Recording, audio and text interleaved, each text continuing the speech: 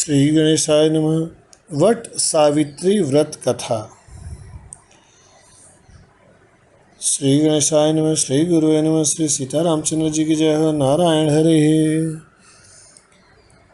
स्कंद पुराण में इनकी कथा को भगवान शंकर ने माता पार्वती जी के पूछने पर सुनाया है।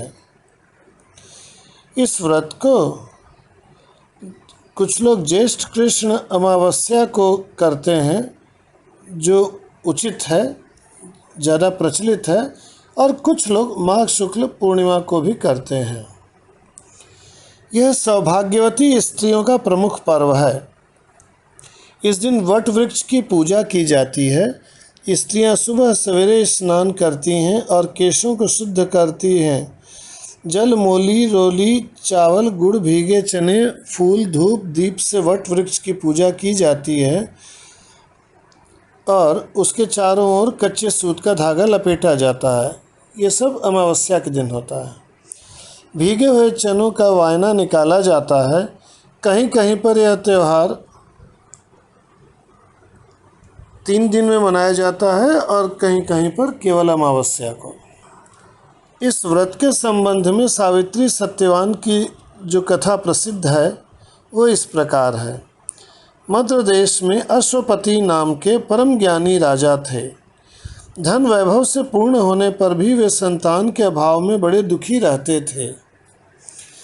राजा ने पंडितों की सलाह से पुत्र प्राप्ति के लिए सावित्री की आराधना प्रारंभ किया। सावित्री और गायत्री ब्रह्मा की 2 पत्नियां हैं। तीर्थाटन करते हुए प्रभास क्षेत्र अर्थात गुजरात में आज जहां 12 ज्योतिर्लिंगों में से एक श्री सोमनाथ जी हैं, वहाँ पर जब राजा रानी पहुँचे हुए थे तब सावित्री ने प्रसन्न होकर राजा रानी को दर्शन देकर आशीर्वाद दिया और कहा कि तुम्हारे भाग में पुत्र तो नहीं है, पर मैं स्वयं कन्या के रूप में तुम्हारे यहाँ जन्म लूँगी। इतना कहकर वे अंतर्धान हो गईं। कुछ समय बाद रानी के गर्भ में साक्षात सावित्री देवी का जन्म हुआ। राजा रानी ने उनका नाम भी सावित्री ही रखा। सावित्री सर्वगुण संपन्न थी। वह चंद्रमा की कला के समान नित्य प्रति बढ़ने लगी।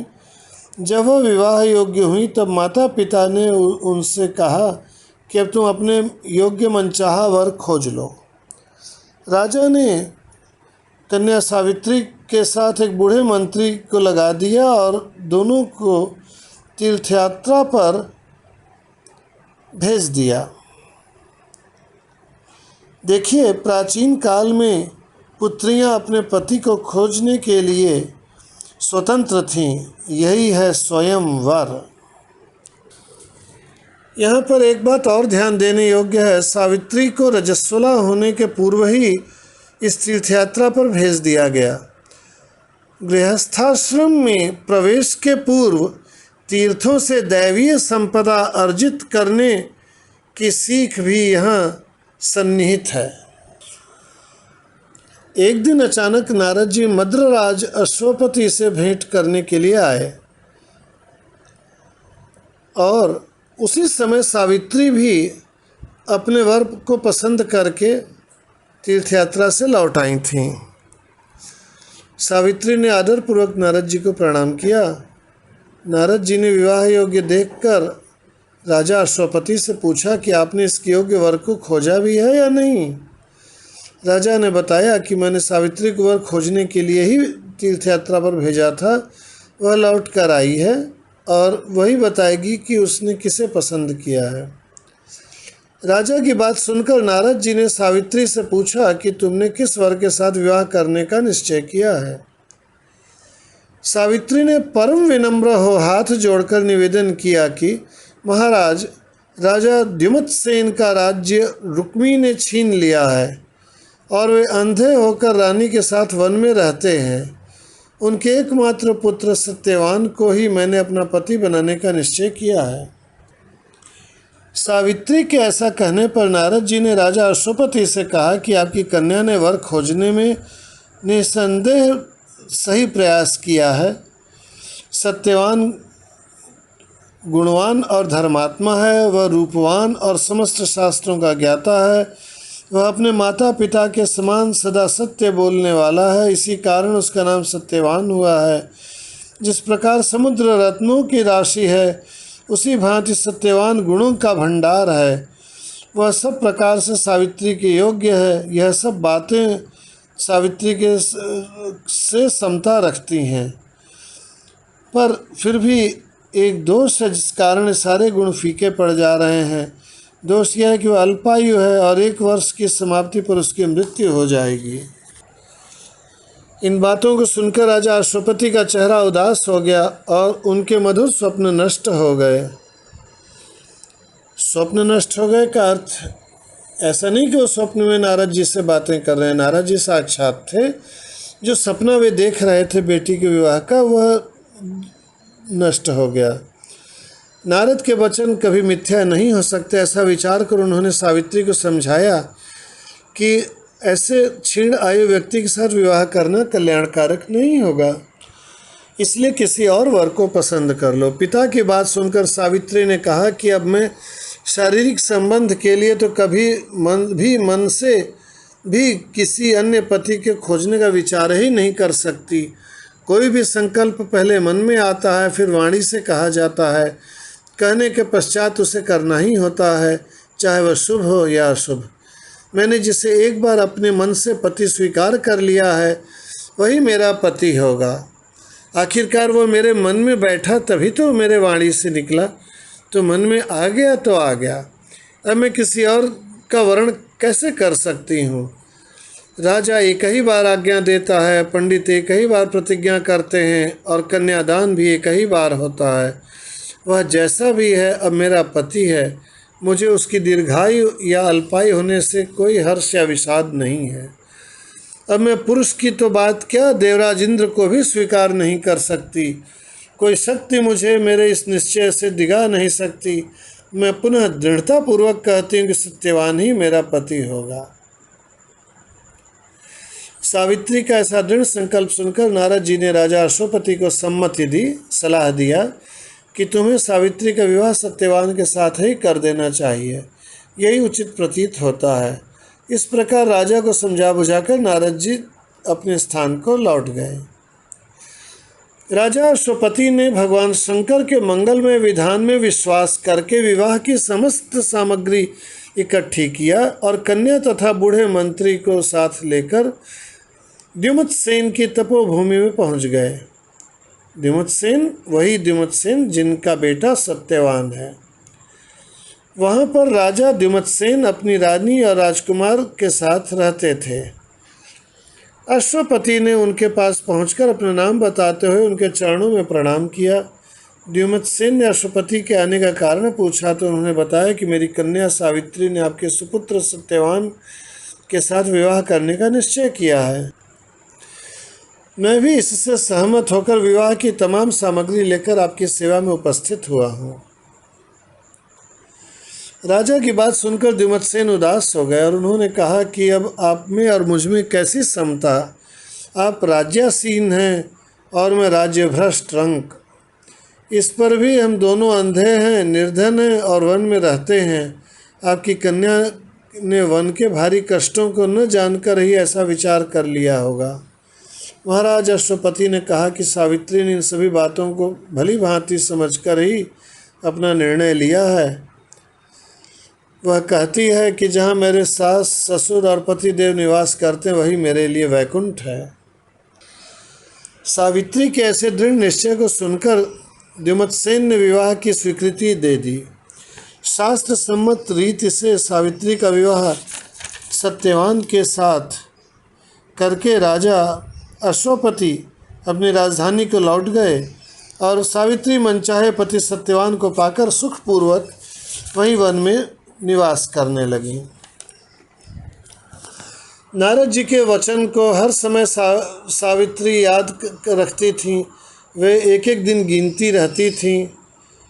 उसने जब पति की मृत्यु का दिन निकट आया जाना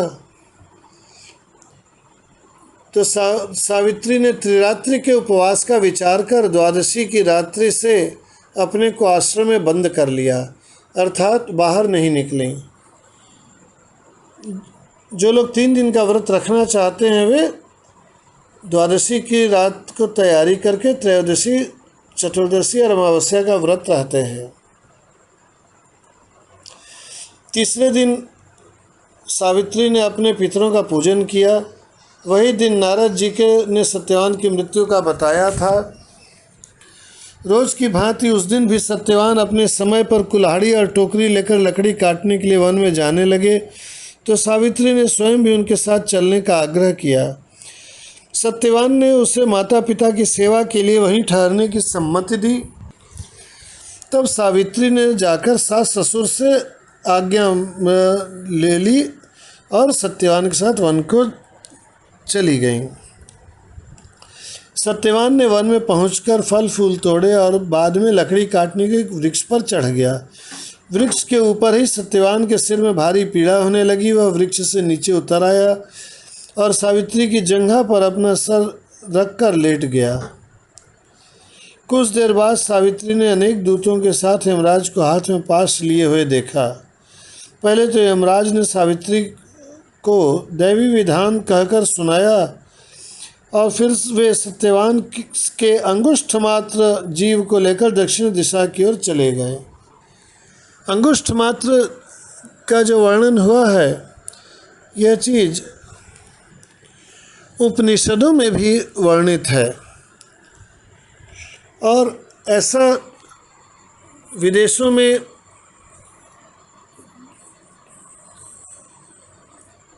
यह परीक्षण करके पाया गया कि मृत्यु के तुरंत पहले और मृत्यु के तुरंत बाद शरीर में बहुत मामूली वजन का अंतर आता है। शायद यही वह संगुष्ठ मात्र जीव आत्मा के निकलने का वजन का अंतर होता है। यमराज दक्षिण दिशा की तरफ चल दिए।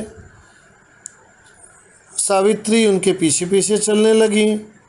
जब बहुत दूर तक यमराज का उन्होंने पीछा नहीं छोड़ा तो उन्होंने उससे कहा कि हे पतिव्रते, जिस सीमा तक एक मनुष्य दूसरे मनुष्य का साथ दे सकता है वहाँ तक तुमने अपने पति का साथ दिया, अब तुम घर लौट जाओ। अब अगर कोई ये सोचे कि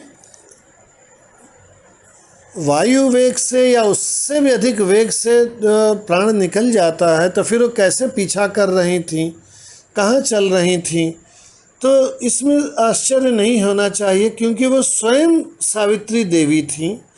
उन्होंने सावित्री जी ने, आपको याद ही होगा कि अभी कथा में आपने सुना कि कहा कि मैं स्वयं पुत्री बन के आपके रूप में आऊँगी, तो उनके पास दिव्य गति रही होगी। उसके बाद उनके पिता ऐसे महान थे जिनके पास नारद जी स्वयं आते थे जो और हाल समाचार पूछते और राय देते थे। तो ऐसे लोगों की गति दिव्य हो तो कोई बात नहीं है। आज हम लोग इस विषय में ऐसा विचार न करें कि हम जाना चाहें तो कहाँ जाएं, वो दिव्य युग की दिव्य चीज़ें रही हैं। आइए कथा को आगे बढ़ाते हैं। धर्मराज के द्वारा लौटने पर यमराज धर्मराज एक ही होते हैं। लौटने के लिए कहने पर सावित्री ने कहा कि हे धर्मराज, जहाँ मेरा पति जा रहा है वहीं मुझे भी जाना चाहिए, यही सनातन धर्म है। पतिव्रत के प्रभाव और आपकी कृपा से कोई भी मेरी गति को रोक नहीं सकता है। सावित्री के ऐसे धर्मपूर्ण वचन सुनकर यमराज ने प्रसन्न होकर बोला कि अच्छा, मुझसे वर मांग लो। सावित्री बोली कि मेरे सास ससुर वन में रहते हैं और अंधे हैं, मैं आपसे यही वरदान मांगती हूँ कि उन्हें दिखाई देने लगे। यमराज ने कहा कि ऐसा ही होगा और लौट जाने की सलाह दिया। सावित्री ने कहा कि भगवान, जहाँ मेरे पतिदेव जाते हों वहाँ उनके पीछे पीछे चलने में मुझे कुछ भी कष्ट या परिश्रम है ही नहीं, तो मैं क्यों लौट जाऊँ। आप धर्मराज हैं, परम सज्जन हैं, सत्य पुरुषों का समागम भी तो कुछ कम पुण्यों का फल नहीं है।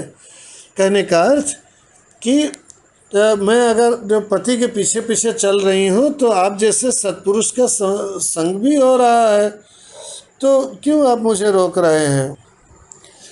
आपने सुना ही होगा, सात स्वर्ग अपवर्ग सुख धरिय तुलाय अंग तुलन ताय सकल मिली जो सुख लव सत्संग। सावित्री के ऐसे धर्मयुक्त वचनों को सुनकर यमराज ने कहा, अच्छा चलो मुझसे एक वरदान और मांग लो। सावित्री ने कहा, महाराज मेरे ससुर जी का राज्य छिन गया है, उसे वो पुनः प्राप्त करें और धर्म में उनकी सदैव प्रीति बनी रहे, यह वरदान मुझको दीजिए। वरदान को देकर यमराज ने कहा कि अच्छा चलो, अब तो तुम्हारे मन का हो गया, अब लौट जाओ। किंतु वह न मानी और बराबर पीछा करती रहीं। सावित्री की ऐसी दृढ़ भक्ति देख यमराज ने प्रसन्न होकर उसे तीसरा वरदान देने की इच्छा प्रकट किया। तब सावित्री ने कहा कि सावित्री ने सोचा कि मैंने अपने ससुर के लिए 2 वरदान मांग लिया, तो पिता के लिए भी तो एक वरदान मांगना चाहिए। चूँकि पिता के पास कोई पुत्र नहीं थे, तो उन्होंने पितृकुल की भलाई को सोच करके कहा कि मुझे 100 भाई होने का वरदान दीजिए। यमराज ने यह वरदान भी सहर्ष दे दिया और फिर साथ हो चली। सावित्री की ऐसी निष्ठा और ऐसा दृढ़ संकल्प देखकर यमराज का हृदय पसिज गया। वे बड़ी कोमल वाणी से बोले, हे सुव्रते, तुम ज्यों ज्यों उत्तम धर्मयुक्त और गंभीर युक्तिपूर्ण वचन कहती हो, त्यों त्यों मेरी प्रीति तुम में बढ़ती जाती है। अतः तुम सत्यवान के जीवन को छोड़कर कोई भी एक वरदान और मुझसे ले लो, पर अब घर को लौट जाना। तो सावित्री ने सोचा कि मैंने ससुर कुल को भी संपन्न कर दिया, पिता के कुल को भी संपन्न कर दिया, अब मुझे अपनी भी भलाई का ध्यान रखना चाहिए। और अपनी भलाई को देखते हुए उन्होंने वरदान मांगा कि मुझे सत्यवान से 100 पुत्र चाहिए। अब सावित्री के युक्तिपूर्ण वचन को सुनकर यमराज संतुष्ट हो गए और उन्होंने उसे वरदान देते हुए सत्यवान को पाश से मुक्त कर दिया और कहा कि तुम्हें सत्यवान से निश्चय 100 पुत्र होंगे। पर यह भी हो सकता है कि यमराज ने भूल से हाँ कह दिया हो, ये सोच के कि ये तो सब धर्मयुक्त चीज़ मांग रही हैं, तो चलो हाँ कह दो। और उसमें जब उन्होंने हाँ कहा होगा तो उन्होंने कहा कि बताइए, जब मेरे पति ही नहीं रहेंगे तो 100 पुत्र कहाँ से होंगे, इसलिए पति को 100 पुत्र होने तक मुझको वापस दीजिए, यही हुआ होगा। क्योंकि जब उन्होंने कह दिया था कि सत्यवान को छोड़ के कुछ भी मांगना, तो सीधे सत्यवान से उन्होंने नहीं मांगा, उन्होंने कहा होगा कि मुझे 100 पुत्र चाहिए। वरदान मिलने पर उन्होंने कहा कि मैं पतिव्रता हूँ, मुझे किसी और से पुत्र हो ही नहीं सकता, इसलिए मुझे अपने पति की आवश्यकता है। सावित्री को मनोवांछित वरदान देकर यमराज अंतर्धान हो गए और सावित्री उसी वट वृक्ष के नीचे लौट आईं जहाँ पर उनका मृत शरीर पड़ा हुआ था। और वहाँ पर उनके आने के बाद सत्यवान के शरीर में जीवन का संचार हो गया और वो उठकर बैठ गए। सावित्री ने सत्यवान को पूरा वृत्तांत कह सुनाया और फिर वे दोनों खुशी खुशी आश्रम की ओर चले। सत्यवान के माता पिता को दृष्टि प्राप्त हो गई थी और वे अपने आज्ञाकारी पुत्र और सेवापरायण पुत्र वधू को न देखकर दुखी हो रहे थे। तभी ये दोनों आ गए, सत्यवान और सावित्री। सारे देश में सावित्री के अनुपम पतिव्रत का समाचार फैल गया। प्रजाजनों ने महाराज दिमतसेन को ले जाकर आदरपूर्वक राज सिंहासन पर बैठाया। सावित्री के पिता अश्वपति को भी 100 पुत्र प्राप्त हुए और सावित्री सत्यवान ने भी 100 पुत्र प्राप्त करके दीर्घायु तक राज्य भोगा और अंत में वैकुंठ सिधारे। सौभाग्यवती स्त्रियों के लिए यह व्रत करना लाभदायक है। मैं प्रयास करूंगा कि इसकी संस्कृत की कथा और पूजन विधि पर 2 अलग अलग यूट्यूब बना दूं। कृपया मेरे चैनल को सब्सक्राइब कर लीजिए, जिससे कि जब वो कथा और पूजन विधि की यूट्यूब बने तो आपके यहाँ पहुँच जाए। अगर आपको पसंद आया हो तो लाइक ज़रूर कीजिएगा और इसे जो लोग भी प्रेमी हों सबके यहाँ पहुँचाइएगा, कल्याण होता है शुभ कार्य में मदद करने से। जय जय श्री सीताराम। बोलिए सत्यवान और सावित्री की जय। धर्म की जय हो, अधर्म का नाश हो, प्राणियों में सद्भावना हो, विश्व का कल्याण हो। हर हर महादेव। गौ माता की जय हो, गोवध बंधो गौ माता की जय हो। जय जय श्री सीताराम।